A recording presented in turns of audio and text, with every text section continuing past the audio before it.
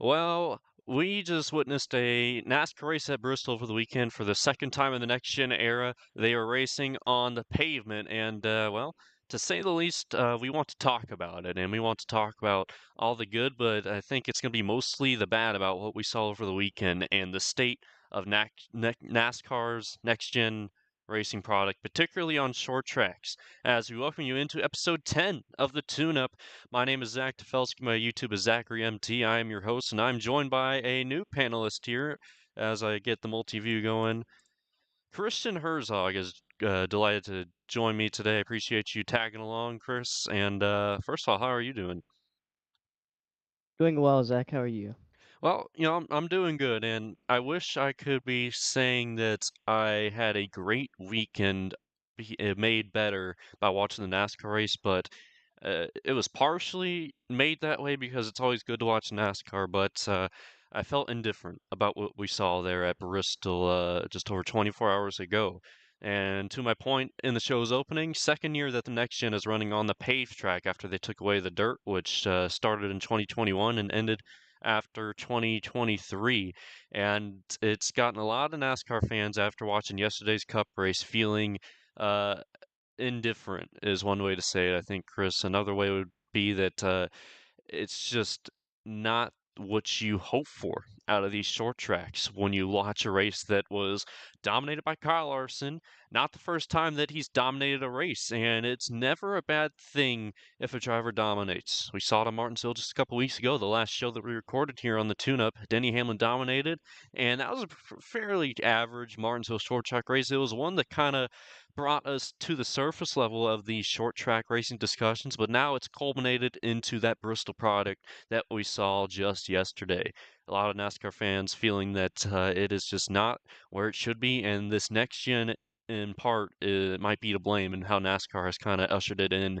I'm curious what your opening thoughts are, Chris, about what you saw yesterday, just from an opening standpoint. Well, my thoughts are for the general fan, yes, it was a quite boring race, but I'd say if you're Kyle Larson or just racing enthusiast fans, you realize that what you saw is not out of the ordinary, but we hope to not see it so often. It's good to have a dominating race every once in a while, but when you have a dominating race almost expected every time now, that is starting to become a problem. And I think NASCAR has been banking too much on this Goodyear tire. The fans definitely expected another spring race like last year, where the tire wear was a big topic of discussion, and it just didn't seem to come into play as much this race. And I wonder why that is. I think the drivers have just gotten so used to the tire, or not really used to it, but they have adjusted for it. And you really saw what happens when every driver starts to adjust, especially with this car. You cannot get these kind of runs where people are coming and going. They're kind of just like slot cars all around the Yeah. racetrack. And slot car racing is kind of more or less how I describe this Gen 7 car. It's interesting you bring that up. I'm not sure if I brought up that exact term in our most recent episode following the Martinsville race, but I know it's one that I had in my head, and it's one that we've kind of talked about before, you and me personally, slot car. And next gen racing on these short tracks, it kind of looks like slot car. And one way that we kind of want to kind of describe what that means, at least in our point of view, is that you look at the previous generations of cars. Gen 6, that's the most recent one before Gen 7. That's we call it next gen, Gen 7. Those are still kind of interchangeable for us. We don't focus on whatever NASCAR wants to view it as anymore, but Gen 6, right? So that was 2013 to 2021. And when you look at especially the high horsepower years, that's probably what you have to emphasize on Gen 6, Gen 5, Gen 4. I can think of those cars barreling into the turns at Martinsville, most notably because that's a flat track where you can see the car sway kind of the ride height shows when they smash the brakes and go into the corners there in turn 3 and turn 1. That car sways forward. All you have to do is just pull up a video of it. Watch NASCAR Gen 4 and then early Gen 6. I can think of a Gen 5 even with the car tomorrows. You could all see those cars swaying forward. They're point of gravity going forward into these corners, and that to me is what encapsulates what I want to see out of short track racing. I want to see these cars hustling into the corners. When you have the slot car racing, as we described with this next gen car, short tracks in particular, it just does not give you that kind of feel. I don't feel like they're hustling into the corner. There's not a lot of movement on the car that, in turn, it gives birth to what we like to call slot car racing, and it doesn't help when they are just running single file more often than not. And we had NASCAR, I believe, uh, put down some new PJ1 at Bristol over the weekend, and I think it was Lane Riggs who talked bad about it in his truck interview. Did not give NASCAR any good kudos on that, and it was an issue all weekend long, Chris, of NASCAR. The races there this weekend, they could not get that high side going. Everyone was glued to the bottom, like slot car racing on the bottom, right? I mean, it's just not what you want, and PJ1 is probably partially to blame if NASCAR did reapply some of that. And it's just, I mean, Bristol, it's been over the years when you look back at like Gen 4 racing days, that was predominantly a inside line track, but those cars had a lot of horsepower. And back to my point of those cars were hustling into the corner, those were drivers' cars that were awarded the best driving skills onto the track. And we saw classic short track racing moments, beating and banging, giving the bumper, and trying to hold that bottom. And with next gen here in this current day and age, yeah, they're running the bottom. It's in due part to PJ1, and these cars aren't hustling into the corner. It always feels like it's always a difficult conversation of how much do these next gens reward driver skill and driver experience. I mean, we saw in the first couple of years these drivers had to get used to these. It almost required kind of a different driving style, and we don't like what we have right now where these next gens look like slot cars. And I know I'm beating that to death, but Chris, I mean, would you agree that you miss kind of the what I remember watching Gen 6 at Bristol? And yes, it was usually the night race, which I feel like is always the most memorable Bristol races. You get the multi lanes going. You get the bottom versus top side, and we saw that basically throughout most of Gen 6 era. And even I remember the 2016 spring Bristol race comes to mind. I remember the finish of that race. They were topside dominant. No one could even run. They didn't want to run the bottom, if I remember right. Carl Edwards won that one.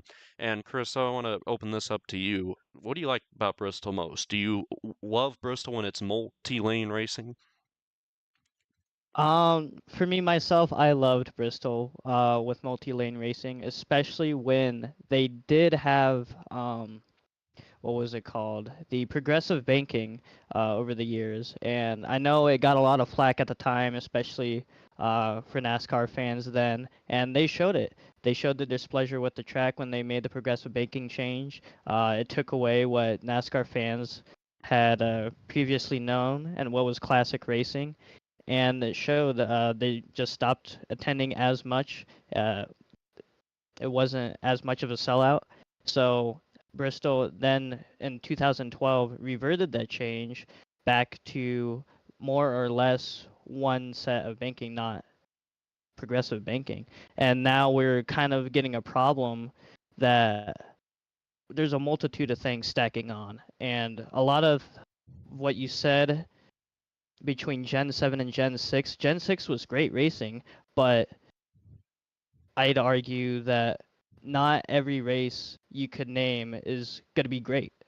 Hmm. Sure, Bristol's always good, but most of the time that high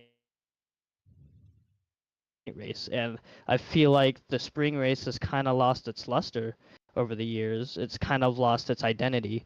I can't really say that you would be able to name specific spring races during Gen 6 era that were outstanding. They were good, but it was always the first topic of discussion of how do we get fans back in the seats at Bristol. So that's how the dirt race came about it. But we've got these NASCAR fans that are subject to change, and they didn't really like it. They didn't take it on. But the drivers and the fans at that track during the dirt time had an amazing experience. But now set back in stone. We're two concrete Bristol dates, and now we're struggling with trying to find two entertaining race dates. And between Gen 6 and Gen 7, you talk about the car sway. Gen 7 has really taken away that sort of setup. the suspension and everything, car needing to be ground effect, that smooth underbelly, that aero, kind of just takes away from that sort of racing. And I wonder how much that is hurting the short track racing. Not to mention the kind of tire we're running with the Gen 7. These 18-inch rims really take away a lot of that rubber, and it's just no inner liner whenever drivers do get in trouble. And I wonder how much rubber these drivers are struggling with. But it seems that they've gotten used to the car. Now we're in the slot racing era, and this is kind of a culmination of over the years of what they've been trying to do with the track and what they've trying to been doing with the car. Sorry with my English there. Um, but now PJ1 just too dominant on the bottom line, and we don't really see that high line come into play so much anymore like you did the Gen 6. And like you said, Gen 6, we've seen races where the high line was really dominant. You'd see the likes of Kevin Harvick and Joey Logano duke it out in an amazing Bristol night race. That's the most memorable one I could remember personally. And that style of racing has gone away with this Gen 7 with this PJ1 action. If I do recall correctly, Gen 6 we weren't really using PJ1 on the bottom when you had the natural multi-groove racing post um, progressive banking era. We didn't have PJ1 on the bottom. Yep. And one thing that I just thought of when you were mentioning, memorable Bristol races kind of from a certain sense, and next gen has had Bristol racing product issues ever since it came about. And one thing I saw, I think it was Ryan Vargas that said this on social media. It's not like the Bristol spring race has ever been just a one that's produced a lot of classic events and stuff. It's always been, when you think of Bristol, it's almost exclusively night race highlights that you think of. I can think of so many all through the years, all the way back to the pre 2000s. It's all associated with the lights being on. The spring race has just kind of always been there. And, you talk about identity too, and it's like NASCAR was trying to find identity with introducing Bristol Dirt with that. Spring date with Bristol from 2021 to 23, but NASCAR fans, they love to complain, and they're complaining about Bristol concrete, they're complaining about Bristol dirt, and we couldn't figure out which one we wanted to keep. And now once more, I mean, this was almost inevitable. It's now we've gotten this most recent Bristol concrete race in the spring, and people want dirt back. Not everyone, but a good chunk of people do. And it's just like this spring race has always had an identity crisis. I feel like it always has since Gen 6 has came about. And it goes back to my point on all the Bristol moments are usually associated with the lights being on. That's this fall race at night, later in the year, and it's this spring, Bristol race that's in the day, and it's one that's always had a spot on the schedule. There's never been, for the longest time, just one Bristol date. One thing I think of, well, though, in 2020 when they ran the COVID season, we had that day Bristol race early in the season, and that was a good race.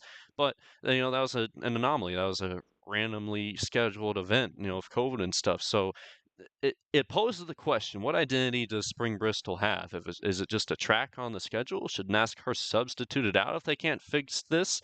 But Bristol, I mean, that's a core NASCAR track. That is one of the most historic tracks on the schedule, and a lot of people's favorite track. Even when you ask people what their favorite NASCAR track is, well, Bristol. And but it's kind of gone away, Chris. With this next gen racing product at Bristol, we've been struggling for moments. I can't think of any good moments with next gen at Bristol. Can you? Um, Besides the dirt races, Mm. That's true, isn't it? Because we've had some good finishes in dirt. 2022, Kyle Busch getting his final, I believe that was his final win with JGR ultimately. Uh, when he, when Briscoe and Reddick wrecked each other in the final lap, Briscoe tried to send it on him, and Kyle Busch was the beneficiary. And then 2023, I believe Christopher Bell won. That was a night race, as was 2022, but it's NASCAR just trying to make an attempt to give Bristol Spring an identity, one that it's kind of been lacking in. The fans showed up for it. The fans have also showed up for Bristol Concrete, and it was a decent crowd, by the way, Sunday. I will, for a Bristol Spring date. But it's this identity crisis, Chris. It's just so many different ways that you can kind of spew off and talk about different things of it. But we have spring concrete here in at Bristol on the schedule, and it'd be interesting to see what they do with the schedule next year. I can't imagine it's going anywhere, honestly. Well, I wonder what options NASCAR really is looking at, and SMI as a whole. If I wonder why the original reason why they took out the dirt at Bristol. I know fans complained. I wonder if that was the issue. I wonder if the amount of money that they had to spend putting the dirt on and back off was kind of taking its toll over time. Yeah. And And having to clean up the I, stands and stuff that would get just splattered in dirt. yeah. But the one thing great about that is that drivers were entertained and had fun at that event.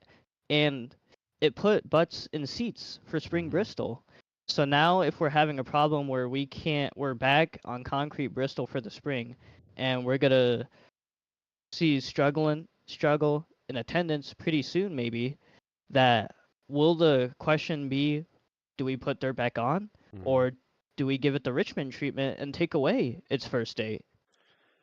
Well, one person that I remember talking to, it's actually one of our panelists, Derek Smith. He said that he's excited for Richmond this year in part to what we saw in the second Richmond race last year with the option tire. And this actually kind of ties into a question I see in the chat from Marcus Vanderlee. He wanted to know if we think an option tire would be something to try at the night race. And I thought, I'm not sure what NASCAR plans on doing with the option tire for the rest of this year. We saw it at Phoenix. It definitely gave an interesting twist to the race, and a lot of people thought better of Phoenix afterward. But I don't know what NASCAR's plans are for option tire use for the rest of the year. I thought I even saw something that they're not going to try it anymore this year. I can't confirm that, but it's an interesting discussion to have. And back to my point of, well, Derek was excited for Richmond, and because of the option tire product it put on with its second race last year. Option tires at Bristol, is that something to consider? I mean, it's a unique short track. There's not any other short tracks built quite like Bristol, and that's why it's garnered such a great following and like over the years, but I just don't know what we gotta do. I think NASCAR has to look at themselves in the mirror, and some people are saying this. Was the product on the track yesterday one that's finally going to give NASCAR that wake up call? Are they going to try and do something about what this next gen car has fundamentally with it on the short tracks? We know next gen puts on a great mile-and-a-half product, and it has a touchy super speedway product. Over the years, you'd like to see them to be able to run more than two lanes more consistently, but it's had plenty, good super speedway moments.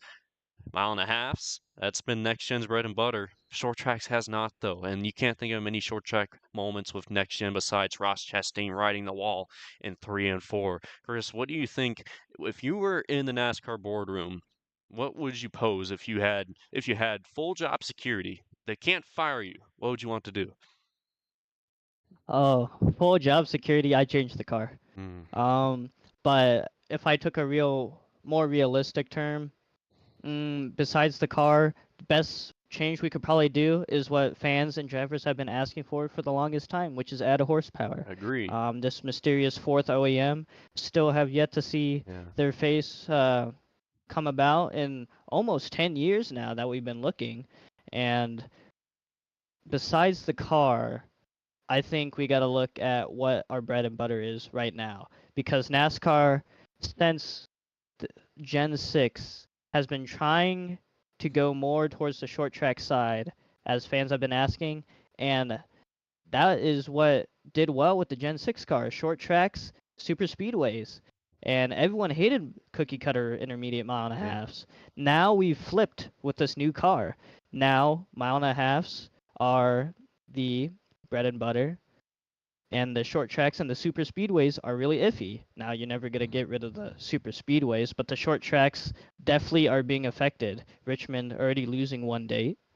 Bristol, if I was in the SMI team, I'd look at tracks that aren't on the schedule right now, but would probably be pretty good racing now. Kentucky is in talks, especially with talks of another SMI track possibly be getting the Atlanta treatment. So will it be Kentucky? Well, I mean, Uh, by the way, I hope that's not the case. I feel like one's enough, and a lot of people, as Atlanta's come around with its next gen product and the super speedway product, on a lot of people they like seeing it and what it offers. A lot of people even saying it's better than what Daytona and Talladega have with the next gen car. You got to stop with Atlanta. Just don't.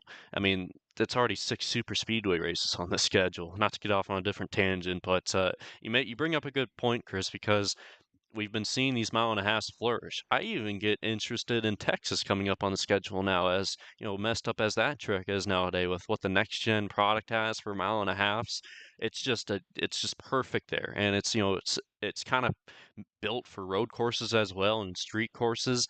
And another thing that I just thought of though is that NASCAR had such a unique schedule with the dirt Bristol.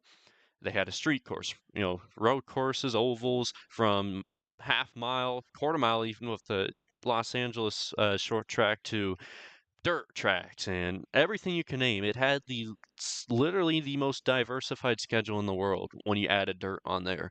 I'm not saying dirt needs to be on the schedule, but it goes back to what we were just talking about, Chris, right? I mean, it's the identity crisis with the spring Bristol race, and if NASCAR can't output a good short track product that I want to get excited for, because I don't get excited for this right now.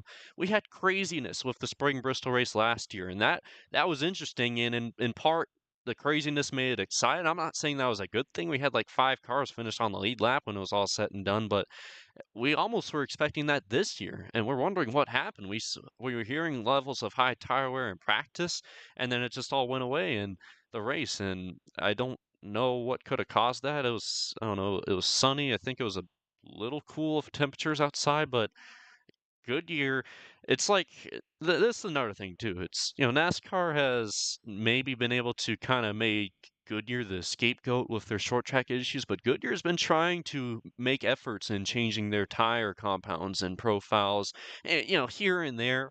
But it's like NASCAR's doing everything but taking the blunt of the blame themselves. And I mean, it's not like NASCAR ever would. When have they ever done that? But I like what you bring up, Chris. I mean, I'm right with you. If you got to add horsepower to the cars just a little bit, get it up to 900 or something, because they're at like what 750 right now, and it's just horsepower can solve a lot. These drivers have to be more calculated with how they utilize the throttle, and in turn, you can get differences of momentum down the straightaways, more passing opportunities. Horsepower can solve a lot of things, and it's not even like I'm asking for a lot. That's what NASCAR, it's racing, right? You want to see these cars going as fast as possible. The Indy 500, those Indy cars are going 220 miles an hour.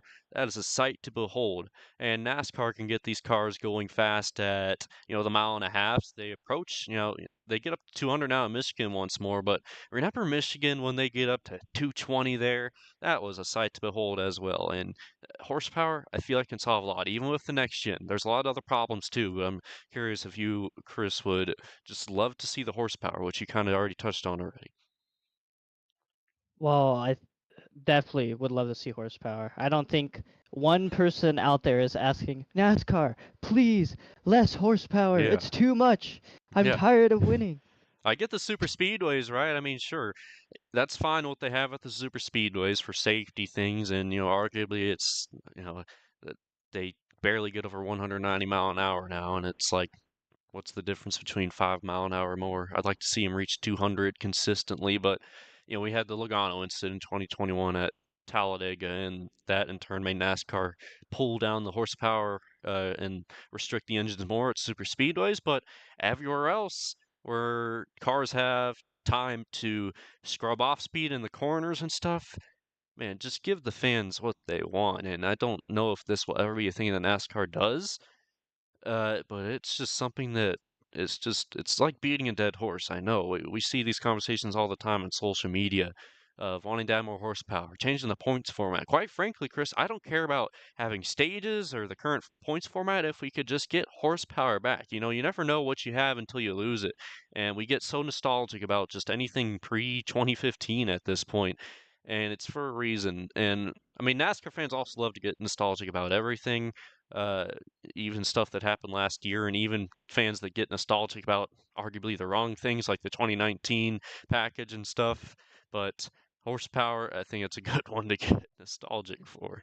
And it's just, who knows what that could do for short track racing, but that's why we're having the conversation we're having right now. I do believe Kyle Larson, this is the stat from yesterday. He led 411 out of 500 laps. I mean, does that sound right to you?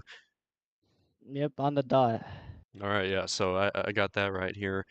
Uh, and like we said at the opening too, it's not a bad thing that a driver dominates a race. We love when a driver earns race dominations and goes out and just spanks the field right in the butt. And Kyle Larson is one of the main candidates of doing that. Denny Hamlin did a couple weeks ago at Martinsville. But when it's also partially product of, yeah, Kyle Larson's good, and yeah, he definitely dominated, but he also couldn't pass really easily at Bristol. It kind of leaves you feeling indifferent. I used that term earlier in the show. So we'd like these, dominated races if we know that it's not partially just a product of a kind of broken short track racing product. And uh, it would be a lot more rewarding if that was the case. Interesting to see, we're entering kind of we're leaving short tracks behind at this portion in the schedule right now. We got a week off.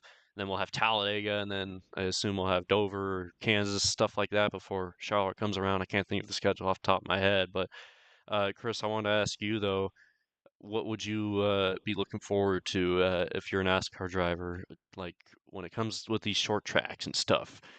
Do you strategize for a short track race that is not going to be one with a lot of passing in favor track position?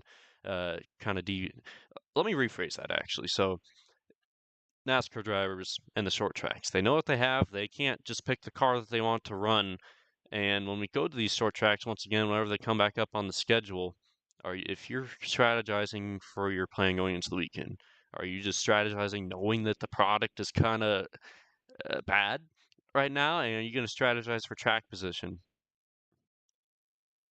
Well, as a driver, you can't do much about the product, and Yeah. we're in the era now where you have to rely on your team. And many people forget this is that NASCAR is such a team sport. You can't do anything when one person is out of the mix. That's why penalties such as crew chief ejections, pit crew ejections cost so much to these teams. So when you're a driver going into the weekend looking at a short track, you are looking at the track position game. Qualifying matters. Your car setup matters. And with practice, you saw here at Bristol that the tire wear was immense, but then come race time, that's the wrench that was thrown at these drivers. The tires just all of a sudden didn't wear. So I wonder how many of these drivers expected a high tire wear race and then hmm all of a sudden got shafted by the product. I feel like they were kind of changing their strategy on the go too. I forgot what Kyle Larson said post race, but he was like, it was something on the lines of, I think that, yeah, we know what we had in practice with the tire wear levels and readings on that, and maybe they were probably the drivers throughout the field were a bit cautious at the beginning, but eventually they started realizing, well, you know what, these aren't wearing that bad. I could feel it in my driving. I can corner still pretty good and get off and exit pretty well, and I feel like they kind of adjusted to that. Once they realized it, it was a battle of who had the track position first and then who maintained it. You just got to be flawless on pit road and flawless through lap traffic. Kyle Larson certainly did that on all facets, and that's why he dominated yesterday. But I'm looking at my notes here and stuff, and it's like the golden years of short track racing, and we talked about it earlier. Lots of moments derive from those, and the only moment I can think of with next gen on the short tracks since 2022 is one that was literally a car wall riding through turns 3 and 4 at Martinsville, and that was Ross Chastain. Don't you want more of those classic next gen short track moments? Haven't even had that much tempers on short tracks. I feel we've had more tempers flare at mile and a halves and stuff with people wrecking each other. We've seen them multiple times off of turn 4 with Elliott Hamlin or Wallace Larson. So it's like these cars can't even like get close to each other and just race the way that you would in the golden age of short track racing. And another thing too, I feel like we've talked about this before on last episode even, but Chris, the next gens have 5 sequential gears, and you feel like that certainly has its effect on short track racing as well? I feel like that was majorly a problem in its first years coming, but now we see at Martinsville where they don't even use the fifth gear. So I Yeah. maybe the gear ratios don't change the game as much as we thought. Maybe initially when they were using all five, but that definitely is part of the problem because back when Kevin Harvick won his race at Richmond, you saw that he was doing pretty well, and the only time second place ever caught up to him was when he slipped up and forgot to shift gears. Mhm. And whenever you have a problem now, all you have to do is downshift, and then the recovery is just right there. Back versus when you had high horsepower four gears, it took a while for the car to wind back up, and now you Yeah. just don't see that anymore. It's true, and let me pose this question too. With the any previous generation, I feel like you could see them kind of fighting for power off exit. We talked about this a little bit earlier in the show in kind of a different way, but don't you miss seeing the cars power slide? Can you imagine next gen even doing that? I guess we've seen maybe small moments of it, but I just can't picture the next gen power sliding. That goes in part to, the drivers fighting for power off exit and trying to get the cars wound back up. It seems a lot easier in next gen to just kind of maintain the momentum, don't you agree? Yes, and I feel like that's a quote that I could pull from Jimmy Johnson, where the car has definitely changed from Gen 7 to Gen 6. With Gen 6, you used to ride off the right rear. Now, Gen 7, if you do that, you're wrecking. Mm-hmm. And I feel like that whatever aspect of this new car that is causing that is definitely hurting the product. And I think more or less Gen 7 is a GT car trying to be a stock Yeah. car. And that's why we're seeing mile and a halves perform well because the cars drive awful at mile and a halves. Yeah. That's why drivers come and go that much easier. You could actually catch the guy in front of you versus at short tracks. Besides on restarts, you are struggling to gain time on the guy in front of you.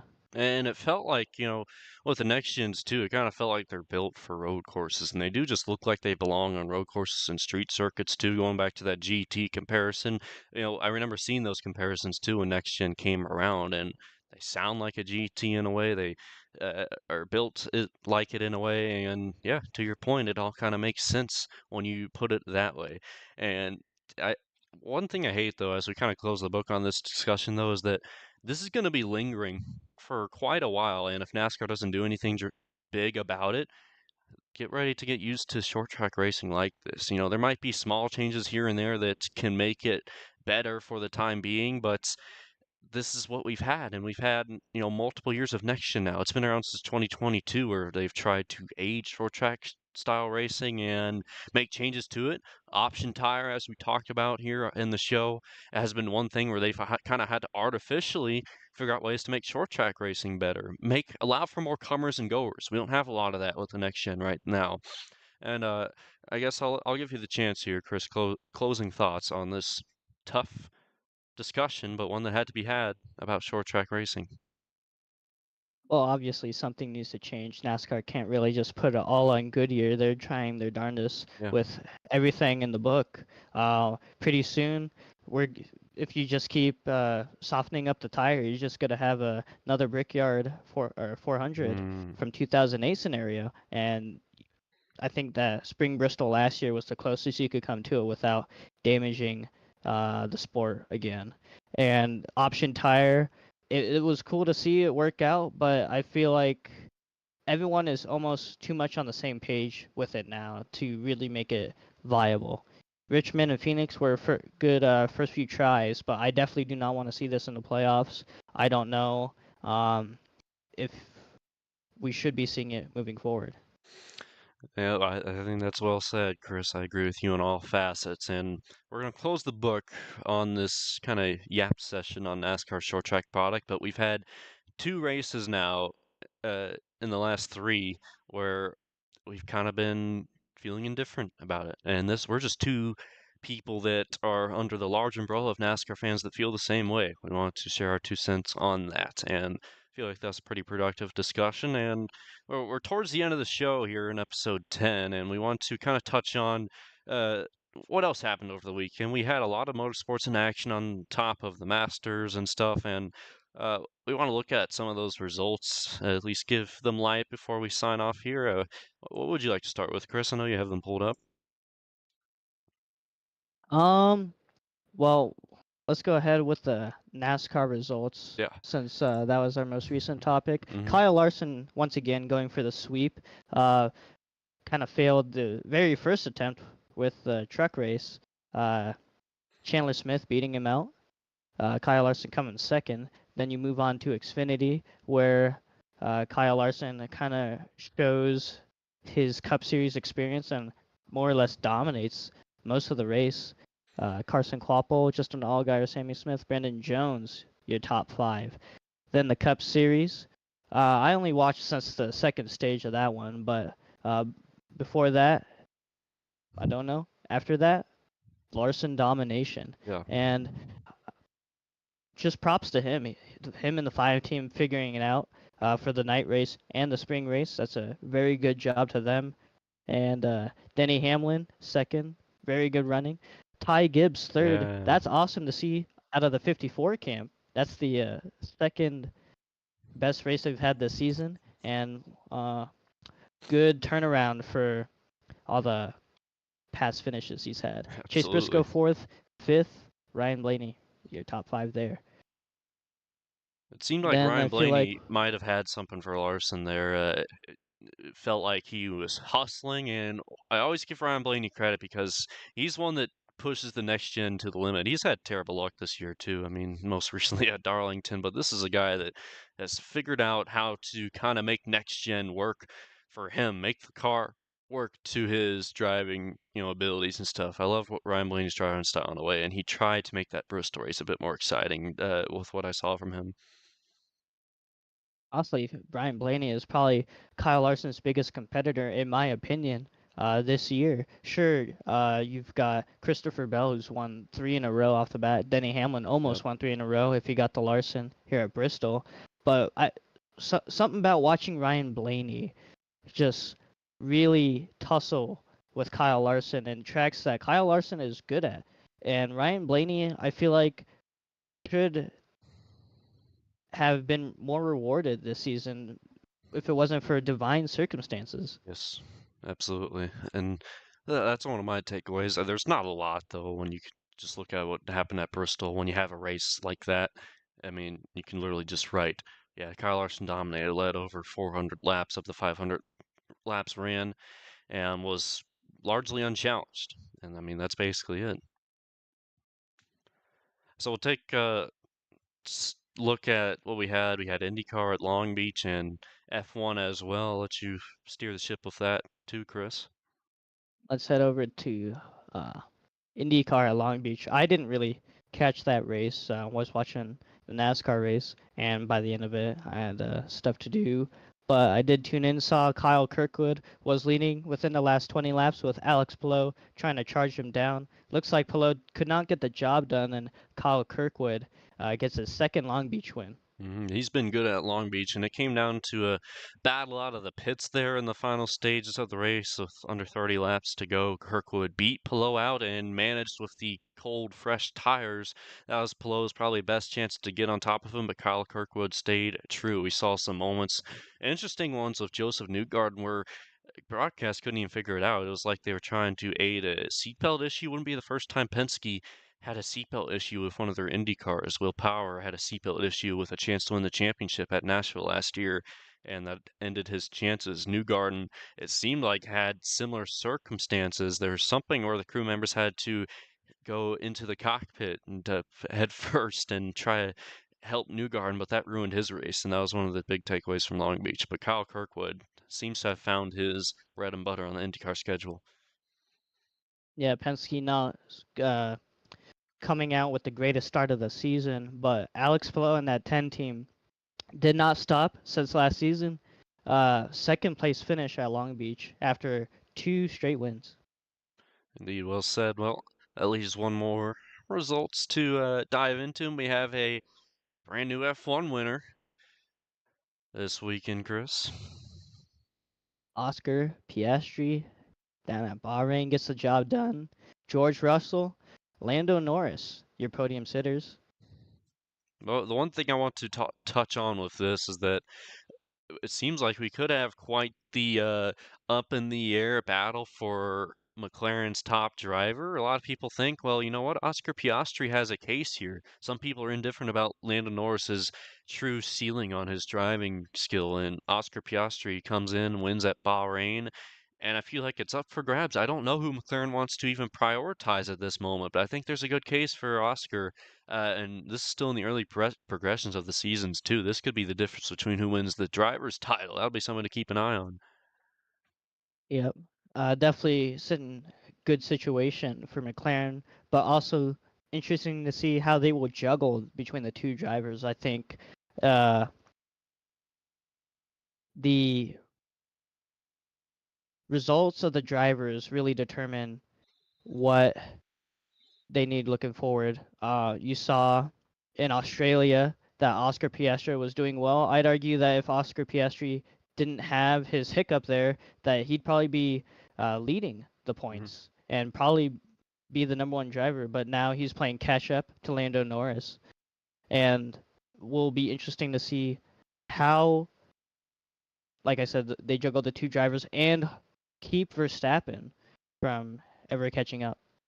Yeah, I mean, it still the early progressions of the season, and we've got a lot of parity across the board, and that championship, drivers and constructors, is well up for grabs. There's a lot of reason why there's a lot of excitement surrounding the F1 season, and we still got a lot of races to go.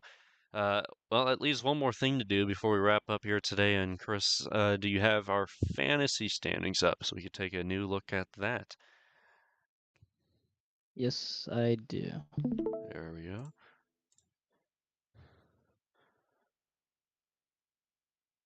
Yeah, so taking a look at it here, we got King, who's been kind of the standard on the top of those points. And is this the points you're looking at? Just to double check. Yeah, All right, yeah. this So is the overall points. it's been King. We got Nate, who's stormed up into second, and he's trying to stay within shouting distance of King. We're still, early NASCAR as well. These points can change a lot, but King is the one that's been atop for about the good chunk of the season. You see Dar, Mark Vander Lee. That's your top five. Shiny, Cody, myself. I'm not having a good start to the year, and soon enough, Chris, who is sticky fingers, might catch up to me even with a late start on the year. I'm trying to lock in. I tried to put together a good lineup. I had Larson in my garage this weekend uh, initially, and then I finalized my lineup without him in the garage or anywhere in my lineup. So I wish I changed that. And that's the Bristol results right there. A good showing from Shiny. How about that? As well for you, Chris. Take third. Yeah, I'm trying to lock in. Tuesday is my lineup days where I try to put together a good lineup. And well, we know we have a oh wow, Rockingham's up next, isn't it? For Yep. Xfinity and trucks. Yeah, because Cup is off. They'll be back at Talladega 2 weeks from now. And wow, that'd be man, I can't believe that's right on the doorstep. How about that? When you talk about short track product, I think this is something that fans will be blessed to see I mean, coming this coming weekend. with the trucks and Xfinity cars, and gosh, I hope they're not putting PJ1 on Rockingham anywhere. Just leave the track as is. Let them try it out. Rockingham is so unique in how high the banking is, and when NASCAR raced there, that's a multi-groove track where they actually loved running the high side, and your middle of the track as well. It's wide in the corners. Boy, I'm excited seeing that reminder right there at the top of the screen. That's what we have for racing this weekend in NASCAR with no Cup Series. Man, I'm looking forward to that. As am I. And you know what? Why don't we, before we wrap up the show, if you have easy access, Chris, to the, uh, is there an official entry list for Xfinity and trucks at Rockingham? Let me see. I'm trying to look here myself because this could be something interesting because Casey Kane is going to show up in Xfinity. Yeah, here. I Hold have the on. Xfinity entry list Yeah, if pulled you up right could, now. I'll try to pull one up too. Entry. Yeah, there you go. Let's make some race picks here, at least for Xfinity before we wrap up today's show, because this is a monumental weekend upcoming. Go back to Rockingham, so it's your first time on the show as a true panelist, and let's do the two winner picks and one underdog, and let's go back and forth. I'll give you a winner pick first. Have you glance through the list here? Your Ooh, first winner pick. Casey Kane showing up. I forgot that was happening. Yeah, Running the Hendrick cars, 33. that'll Hmm. be I'm exciting. gonna have to. I'm gonna have to start off with Kane. Yeah, he's good at Rockingham. I mean, literally in just the few races that he had there, he lost in a photo finish, right? And he is, I think, is going to be excited to run that track. So Casey Keene's your first pick. Yes, sir. All right. So, and interesting to think of who could possibly be good at Rockingham, but one that's been good kind of all season long, excuse me, is Justin Allgaier, and he's also experienced. Wouldn't surprise me a bit if he wins this one. It's kind of almost an easy pick, just given the circumstances of the year. I'll take Allgaier with my first winner pick. Back to you. Ooh, choices. Um, think we'll go with a Sam Mayer pick. Hmm. Okay, all right. So let's see. Scroll up a little bit. Catherine Legg's in the race. Interesting. Hmm.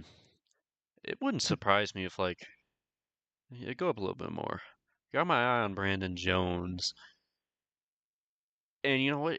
It just wouldn't surprise me if he won. I don't know why. He's kind of been sneaky good this year, I feel like. I'll take Brandon Jones for my second winner pick, and that leaves us both with an underdog.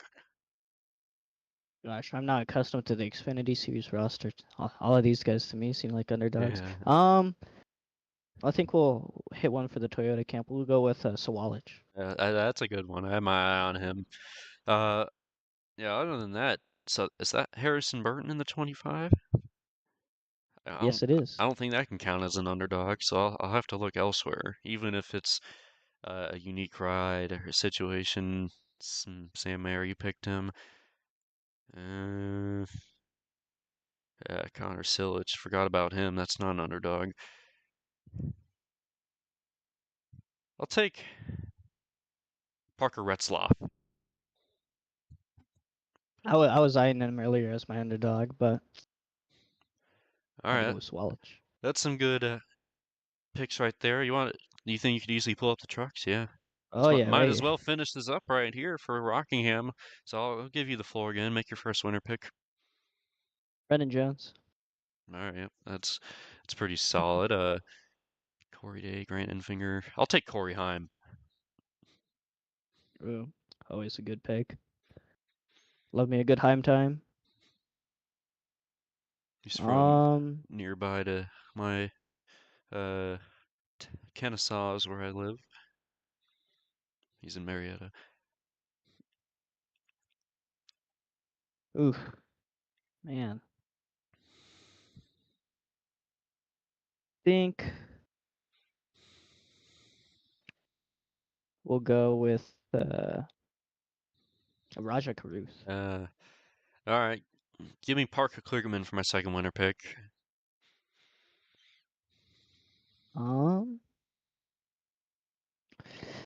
gotta look for an underdog now, huh?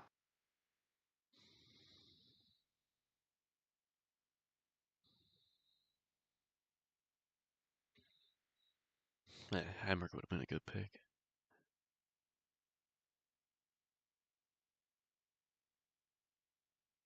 Um, Norm Benning's in the race. I thought there was an interesting name. Would you consider Timmy Hill an underdog pick? Yeah, I mean, yeah, it's not iRacing. I consider him an underdog pick in this context. Throw me a Timmy Hill then. I love me some Timmy Hill though, and uh, I will take Luke Fenhaas as my underdog. And man, that's gonna be exciting. So that's 5 p.m. Friday, 4 p.m. Saturday. Man, my week got better knowing that information just now. I'm looking to the right at my calendar. All right, I will be prepared for that. Hopefully it's a good crowd too. I think they will show out. That's where we'll end the show. And Chris, I would absolutely love to thank you personally for joining the panel. Hopefully, we'll have you on in our future episodes here. We've got probably two more in the near future. I think we'll record next Monday, even if there's not a cup race. Ahead of time, I won't be able to stream on the week of the 28th. And yeah, we'll go from there. But I'd like to thank you, Christian Herzog, for joining along. And until next episode, we're here 9 p.m. Mondays when we stream. If not, I will try to communicate that to you on YouTube. We have had some off weeks, most recently last week, and sometimes that just happens. And we're going to be here probably next Monday, though. I'll put that out there right now. 9 p.m. Is our stream time. Until then, I'm Zach Tefelsky. Zachary MT is my YouTube. This has been episode